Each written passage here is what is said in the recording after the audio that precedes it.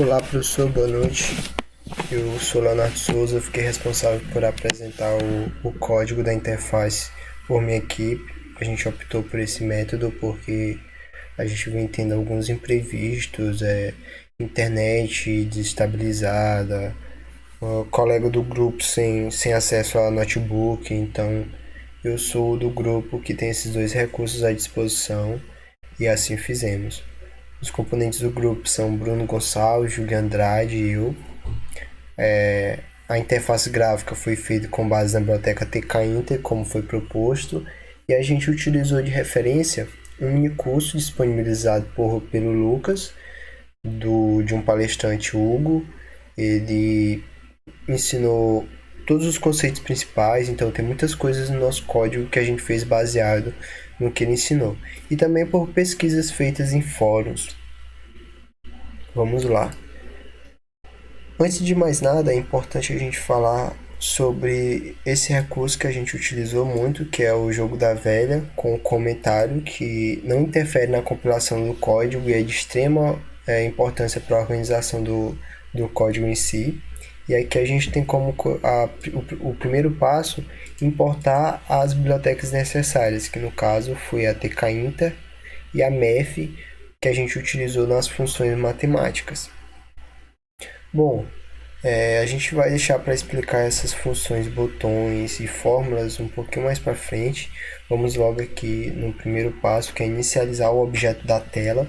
Então a gente chamou esse objeto de root e igualou ele a uma variável referencial à biblioteca, que é a TK. A gente coloca esse K minúsculo, não compila, dá um erro porque o Python fez essa diferenciação, mas se a gente coloca o T maiúsculo, aqui está o nosso programa. E aí vamos lá. A gente aqui agora a gente definiu as medidas, a gente chamou no root.geometry, a gente usou 800 por 600 e as margens a gente colocou 00. Também colocou um título nessa janela, root.título igual programa desafio 4.0, que é exatamente esse aqui. E aí é importante falar também da presença desse root.mainLoop. Lá em cima é a inicialização e aqui é a finalização. Root.mainLoop é o que faz rodar. Vamos exemplificar. Podemos observar que aqui está a nossa interface perfeita. E aí a gente vai levar esse root.mainLoop aqui para cima.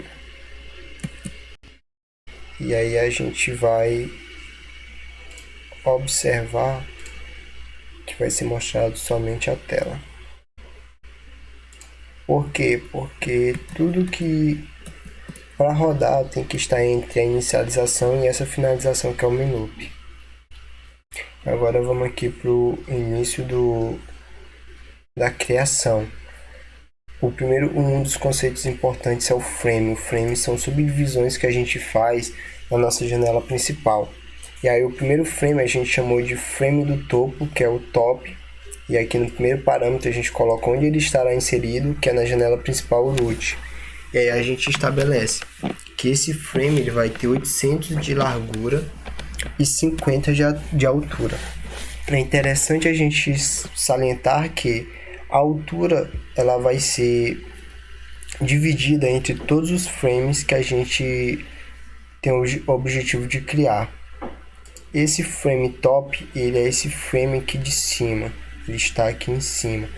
Logo que a gente cria esse, e aí é importante dizer também que a gente está usando a localização, o gerenciador de localização .pack, que a gente chama o side igual a top, ou seja, a gente está dizendo que esse frame vai ficar no topo. Logo após criar esse frame, a gente cria uma label. Essa label é um espaço que podemos chamar de uma saída de dados. Ela é um espaço que ela vai mostrar um texto de acordo com o que o programador quer. E aí a gente chamou aqui label lbl título igual a label, disse que a gente quer que ela fique na frame top. A gente define a fonte, o tamanho, se é em negrito ou não, que é o bold. A gente define o texto que vai ser mostrado nela, a largura. Essa BD aqui é bem interessante a gente observar ela testando. E o relevo, que também por teste é muito interessante. A gente pode perceber aqui, ó, como está o nosso label. Se a gente muda essa BD aqui para 2, dá para perceber a diferenciação. A gente optou por deixar em 6. Mesma coisa o groove. Se a gente coloca aqui um groove flat, olha, e a gente optou pelo groove. Logo após essa label top, a gente criou a bottom, que vai ter a mesma altura, só que a largura já é 100. Por que dessa largura ser 100? Porque a gente criou essa frame com o intuito de armazenar esse botão sair. E aí, se a gente põe aqui um 800 e voltar no top, já dá um errozinho ali. Então vamos deixar o 100, que é o nosso objetivo. E aí a gente diz que chama o ponto pack, ou seja, bottom, que ele estará embaixo, parte de baixo. Logo após a gente cria outras duas frames, que é a esquerda e a direita. E aqui já é importante observar que a gente dividiu a largura, porque a gente tem 800 de largura, a gente quer definir uma frame no left e uma no right, então a gente igualou a largura para 400 para cada uma, utilizou a altura de 500, por que não 600? Porque a gente já utilizou 50 para bottom e 50 para top, então nos resta 500, e a gente usa 500 para frame left e 500 para frame right. E diz que elas estarão inseridas no root, na janela principal. Também utilizando o ponto pack, dizendo que uma estará no lado esquerdo e a outra no direito. Logo após, a gente cria as frames secundárias. O que são as frames secundárias? Foi basicamente isso. Nós temos aqui o left e o right. E aí a gente tem umas subdivisões aqui que divide o left em topo e baixo, em topo e baixo o right. Foi uma forma que a gente aprendeu também com as videoaulas que tem no curso. E aí a gente define que left P1T, que é o left topo, e todos eles seguem os mesmos parâmetros, mudam só onde eles estarão inseridos, que o left topo é no frame left e o bottom também no left. Já o right topo é no right e o right bottom é no right. E aí sempre também aqui a localização. Um vai ser no side top e o outro no side bottom. Um no side top e o outro no side bottom. E aí mudando também os textos que a gente quer que apareça nessas label frame. Outra coisa que é importante falar, a label frame. Qual a diferença da label frame para frame? A label frame, ela nos possibilita inserir uma frame que já traz consigo uma label, que é onde a gente pode inserir um texto. Ou seja, nos tira o trabalho de ter que inserir uma frame e depois uma label por cima dessa frame. Passando esse... sim. No caso das frames secundárias, a gente mantém a largura de 400 para todo, mas aí a gente divide a altura disponível em cada frame esquerda e direita. Se na frame esquerda são 500, a gente coloca 250 para left topo e 250 para left bottom. E a mesma coisa na direita.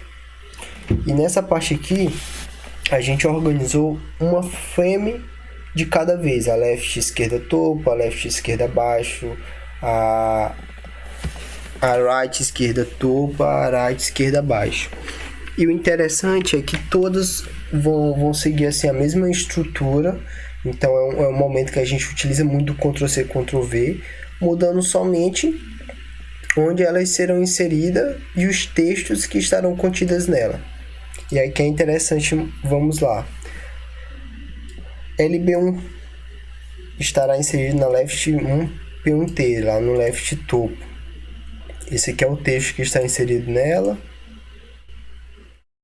Mudamos o tipo de relevo para essas labels. E a largura aqui, no caso, a gente definiu 22, simplesmente para ficarem todas padronizadas aqui com o mesmo tamanho.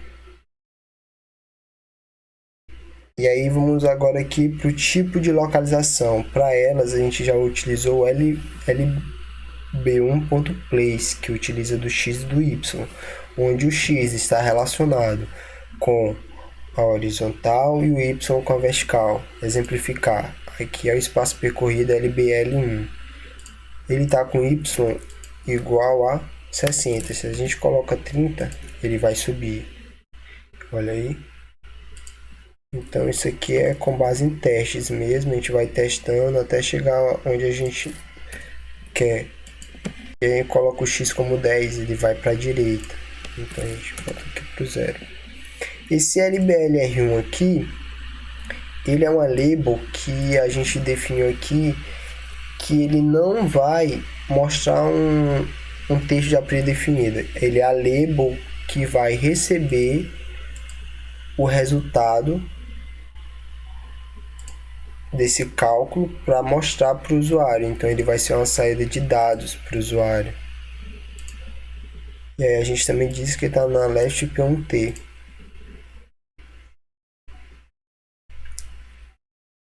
Agora aqui a entry. A entry são essas caixas de texto que permitem a entrada do usuário. O usuário pode digitar e chegar ao seu resultado.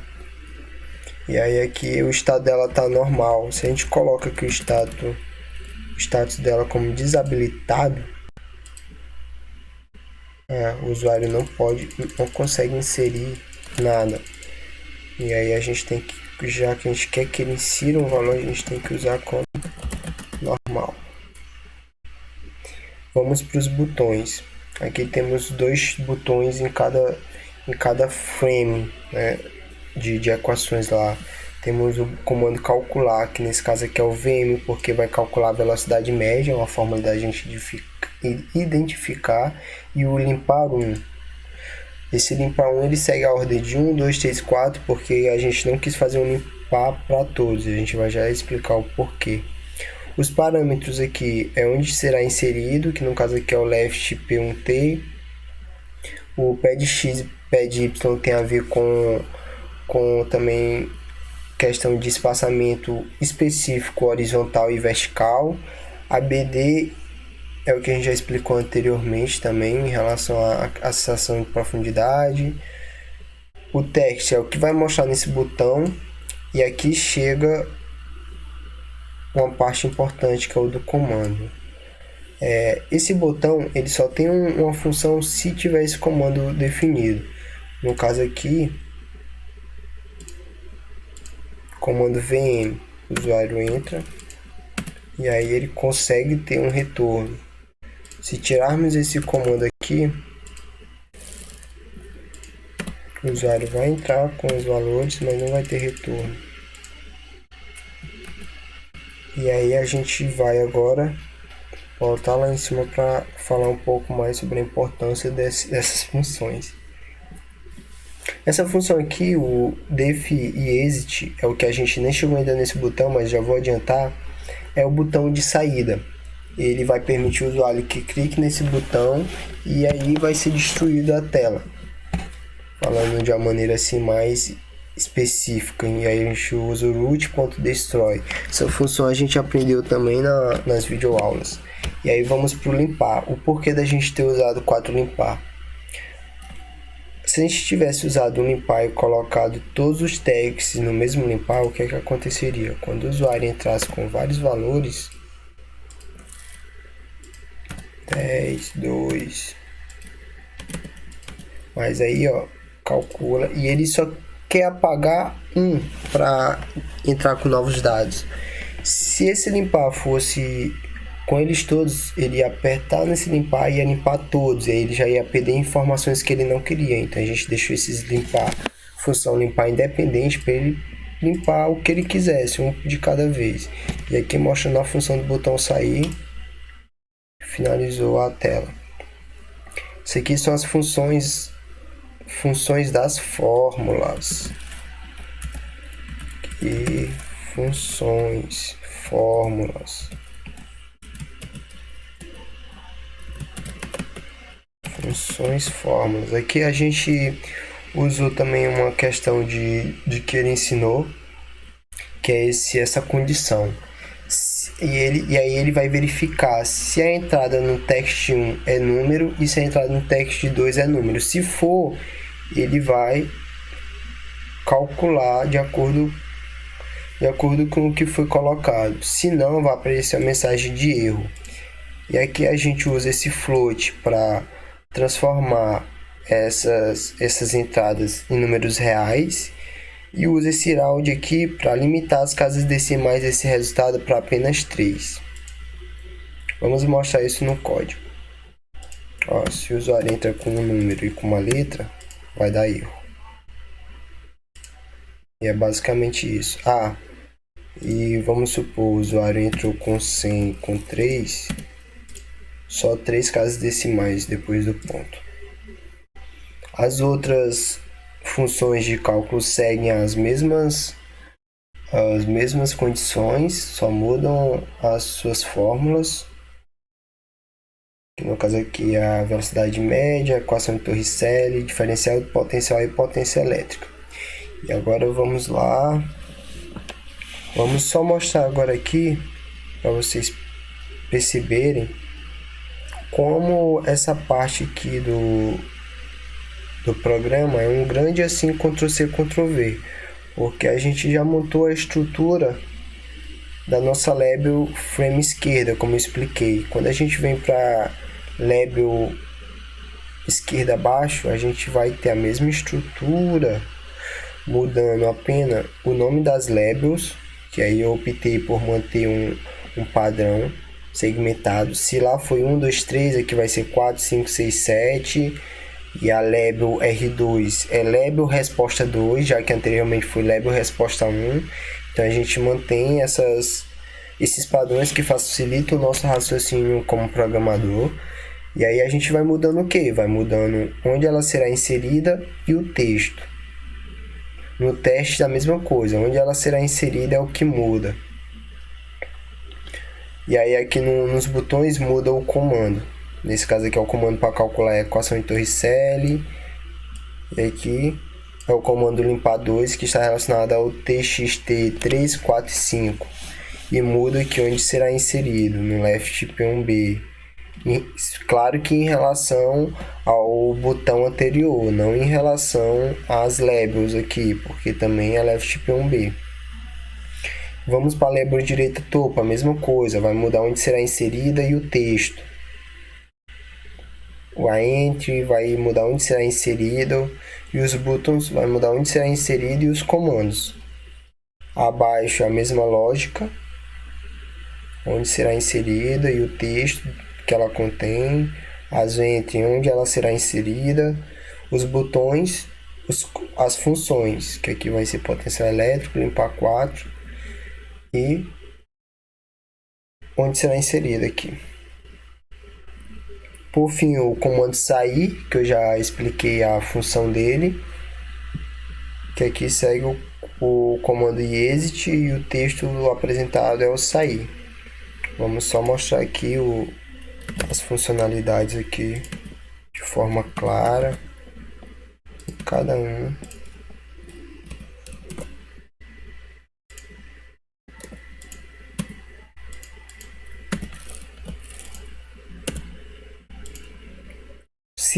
Se é um número assim inteiro, vai mostrar só uma casa decimal, que é o 0 depois. Que é a mesma coisa.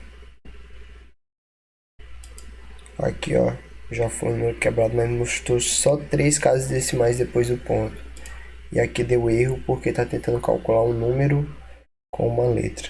E aí, nesse caso, só se o programa tivesse o objetivo de concatenar esses valores. Vamos usar o botão sair aqui para sair do programa. E esse foi o nosso programa. Espero que vocês gostem. E é isso, um grande abraço.